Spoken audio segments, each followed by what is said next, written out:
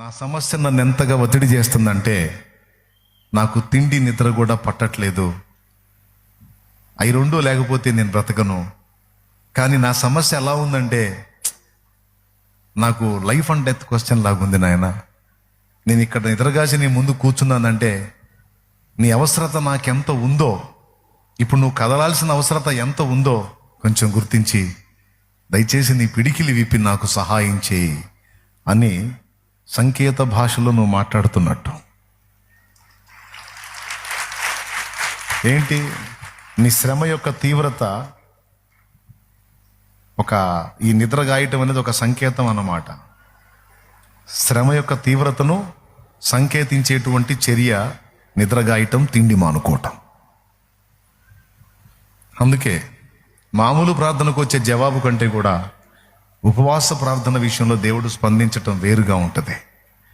మామూలు ప్రార్థనకు వచ్చే జవాబు కంటే కూడా నిద్రగాసి దేవుని పాదాల దగ్గర గోజాడేటువంటి ఆ ప్రార్థనకి దేవుడు స్పందించేది వేరుగా ఉంటుంది. అందుకే ఎవరైనా మొండి సమస్యలు నాతో చెప్తే నేను అంటాను, మీకు మనసు ఉంటే మధ్యరాత్రి మోకరించండి, లేదా కనీసం 3 నుంచి అయినా నైట్ తెల్లవారుజామున 3 నుంచి అయినా మీరు దేవునికి అందుబాటులోకి రండి, ప్రార్థన చేయండి. తప్పకుండా దేవుడు సత్వరమే స్పందించి నీకు పరిష్కార మార్గాన్ని చూపిస్తాడు అని చాలాసార్లు చెప్పాను.